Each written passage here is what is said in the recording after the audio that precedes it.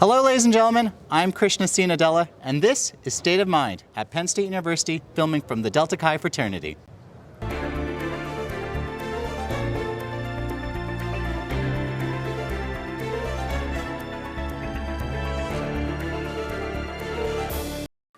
Hello, ladies and gentlemen. I'm Krishna C. Nadella, and this is State of Mind. Today's topic is about Muslims in America. Many Americans, including some in political office, draw little distinction between the violent ideologies of extremist groups and mainstream Islam. As a result, there's often an anti-Muslim backlash in the wake of attacks, despite overwhelming condemnation of terrorism and the use of the Quran to justify mass murder among practicing Muslims. For Muslim students, this condemnation can already add to the existing pressure of college life, having to deal with Islamophobia, discriminating them both personally and professionally. Yet, like most prejudices in the world, lack of education is ultimately the primary driver of fear, hate, and ignorance. With us here today to help educate and enlighten with regard to the plight of the Muslim in America is Penn State Senior Zico Khayat. So, help level set our audience. First and foremost, talk to me about the history of Islam in America.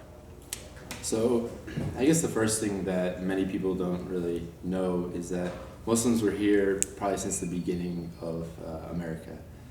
The founding of America. Yeah, many of them came as slaves from Africa, and the religion had spread so wide that a lot of people that were coming here were part of those first groups. We weren't looking at them nationally or what country, that's what more we were looking at, which countries they come from, but part of those countries were many large Muslim populations, including many of the slaves, which were mostly, for the most part, stripped of that religious aspect of who they still are, but they were here since the beginning.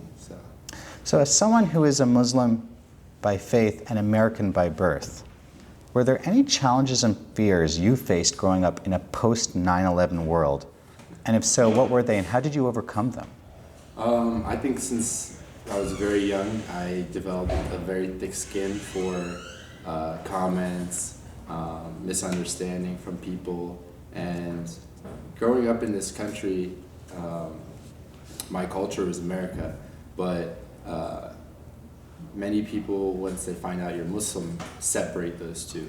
But for me, mostly those are intertwined because not having a beard when I'm younger, playing sports, working in school, there was no reason for me to bring that out, you know, and people didn't look at me with that light, just, okay, he's hanging out with us, he's Muslim, we don't know that maybe, but he's American, you know, so just part of the normal swing of things. Later on, once you start to develop and show and express that identity of being Muslim is when people start to look at you and then they're like, wait, but he's Muslim and he's nice, those two shouldn't go together.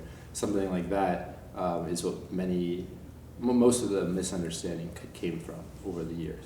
So, as a student, as a college student, what challenges, if any, did you face from a social, a political, or economic standpoint to stand on the same stage as your fellow non-Muslim Americans?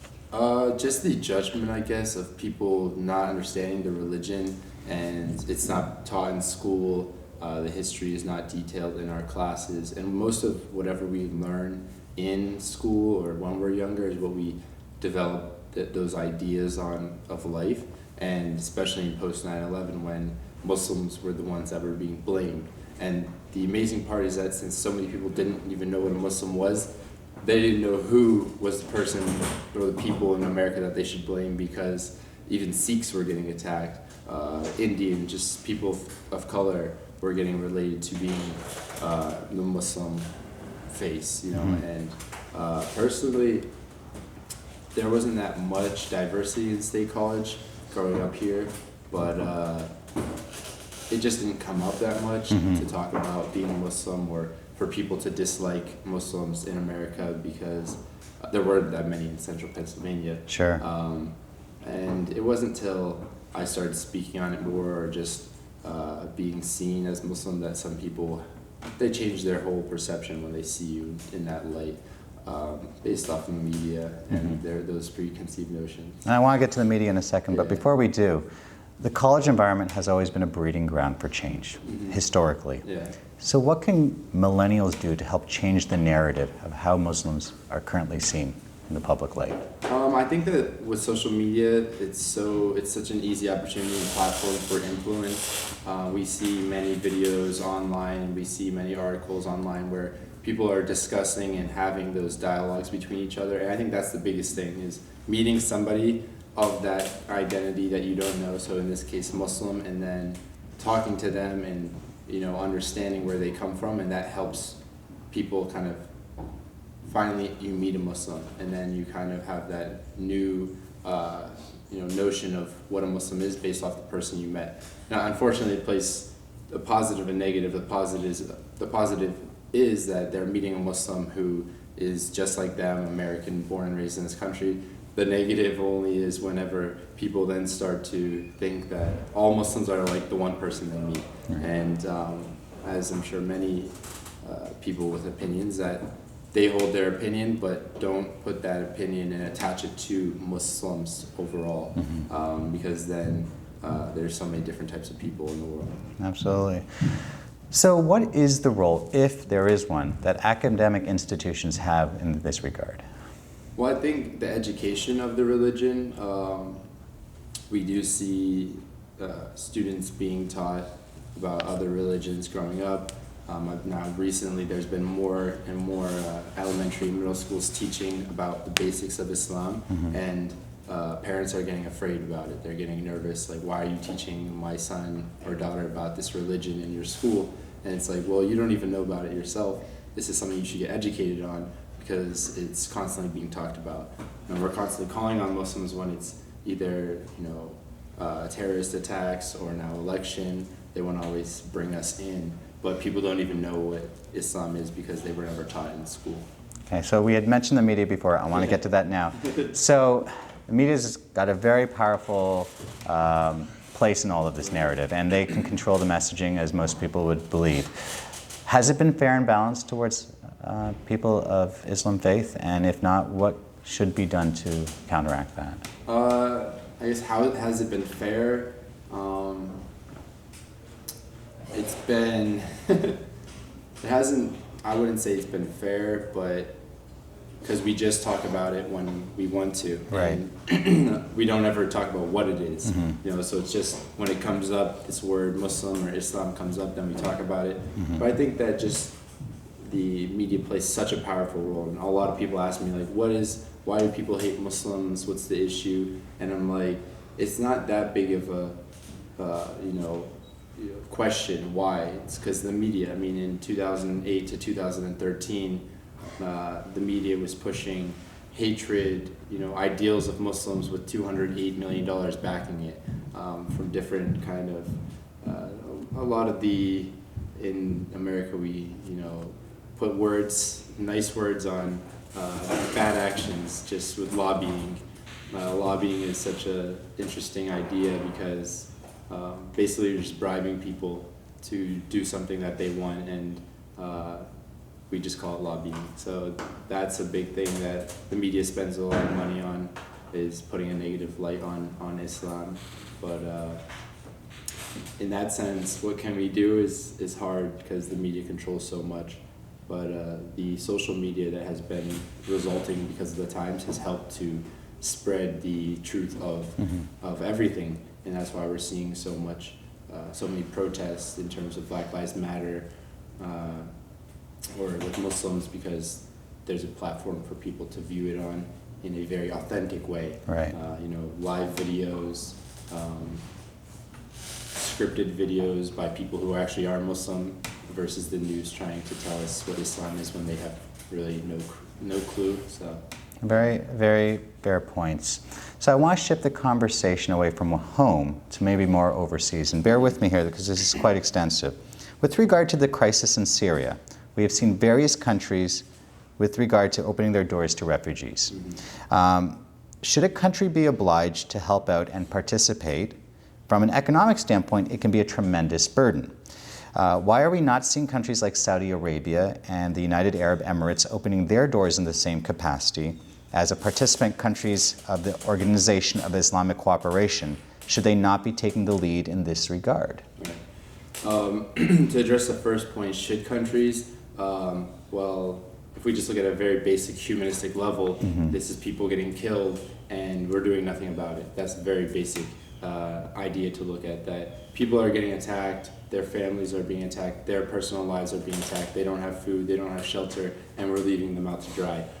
Now, in that regard, some of the first countries that I would look to are the neighboring countries, not just because they're close in proximity, but because the culture of those countries also share the same similar values to Syrian refugees.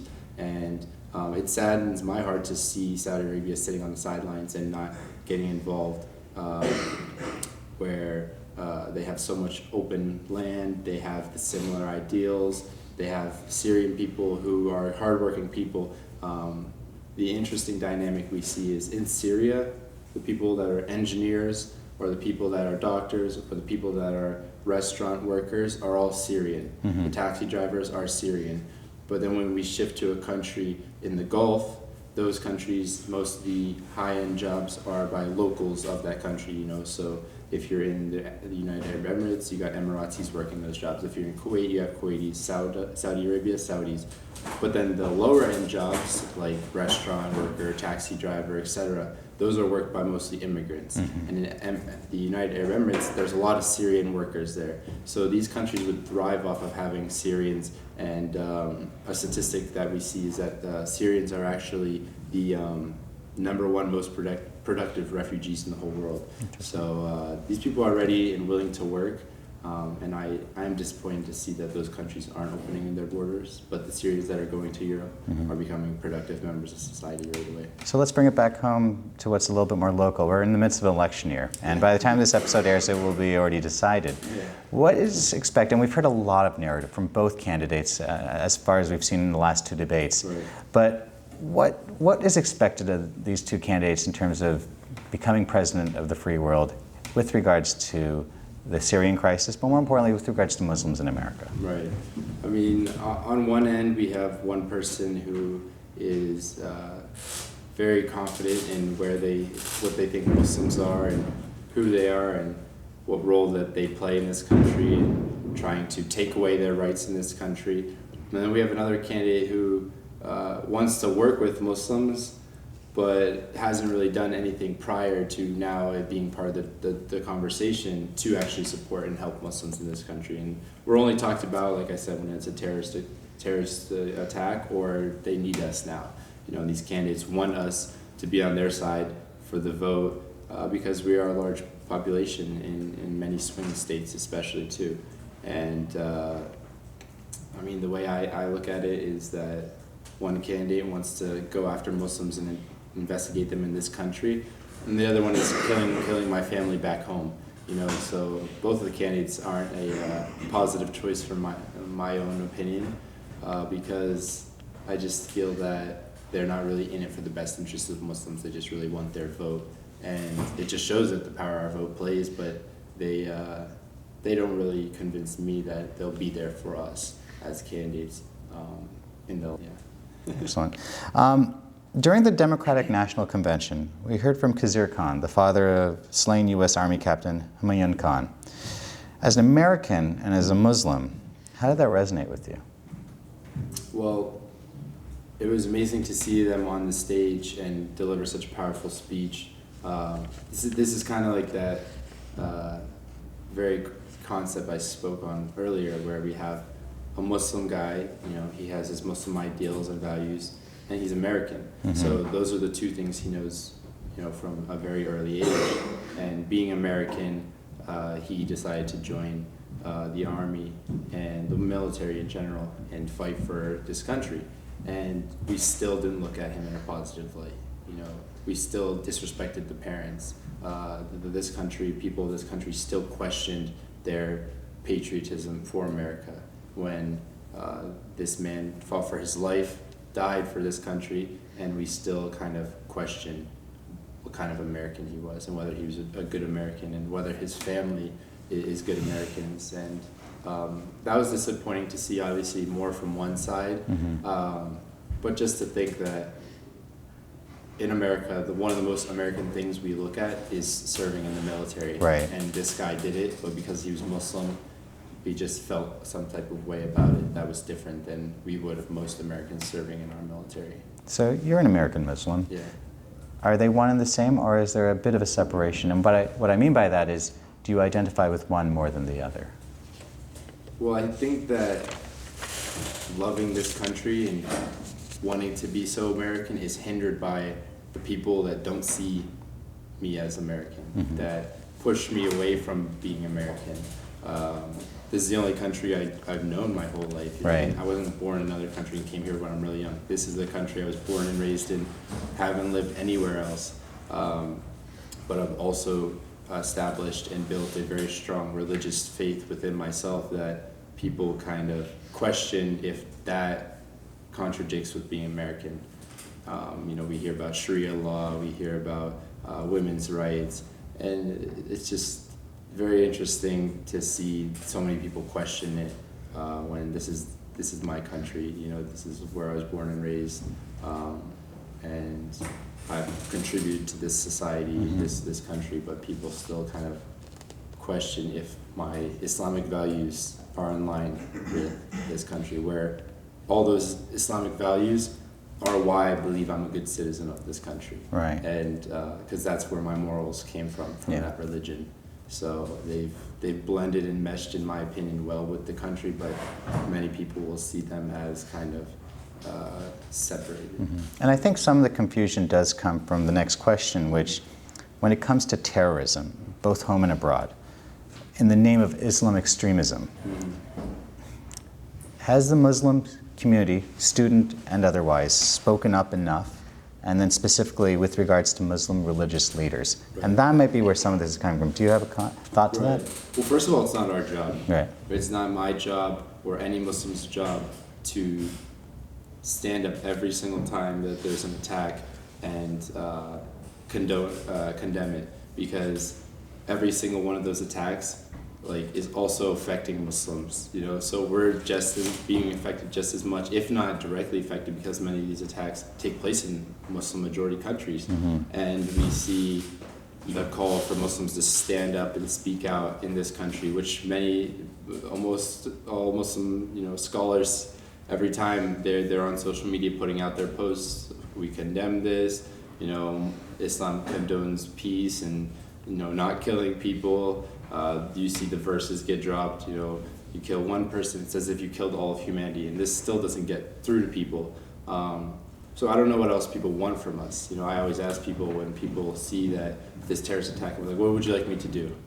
Because we've tried to tell you that it's not part of the religion. We tried to tell you that we don't, support this, but every time you're still asking us to speak up. And I understand that it's necessary for us to speak up to show, some people that haven't seen us before. Sure.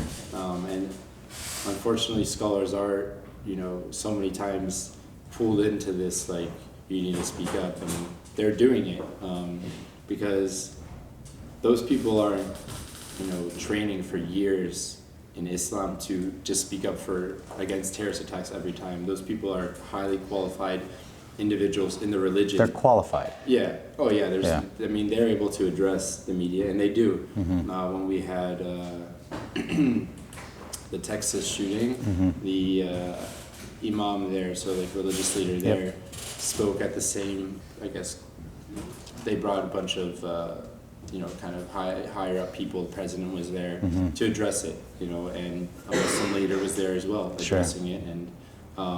That's what we're starting to see, though, is that sometimes statistics don't convince people. Right. People need to meet a Muslim. They need to actually talk to one to kind of have a better opinion that is based off that person, not based off what the media tells them. So is it Muslim leaders' job? Not really, but have they done it? Yes. And is it effective? I'm not sure, because we still see so much negative energy going towards Muslims. So let's take it to a more positive light. As we wrap up the show, what advice would you give to your fellow Muslims in the college environment and in this country in terms of persevering and continuing to put out positivity? For me, it's about branching out, diversifying your friend group. a lot of international students come to America and they tend to stick with their friends from their country, and the Muslim student organizations on campus do a good job at supporting the Muslims, but we need to get out into the community and meet different groups of people. That's how I believe, the impact is made on a personal level. My roommates, freshman, sophomore, junior year, none of them were Muslim, so they were able to learn about Islam. I was able to learn about what their religion or their identity is, and to help those groups grow. Over the summer, whenever the Orlando shooting happened, myself and another friend, not Muslim, organized a vigil for the Orlando shooting. And we then reached out right away to LGBTQA Resource Center on campus. We said, look, we set it up for you. Just come. Whoever from your office wants to take the lead on it, right. It's there for you because this is affecting your community the most. And then we have LGBTQA and Muslim, right? So right. Something that most people wouldn't think are in the same room together, right. Let alone communicating together, just organized this vigil together, and standing there for them because we appreciate the support that people give to us when we're being, attacked or called kind of in a negative light. So we had to be there for them in the same way. And that's what we felt we did with that vigil. Well, we appreciate you helping us break some stereotypes here today. This was very informative. Yeah, So Zico, thank you so much for your time and joining us on State of Mind. Thank you so much.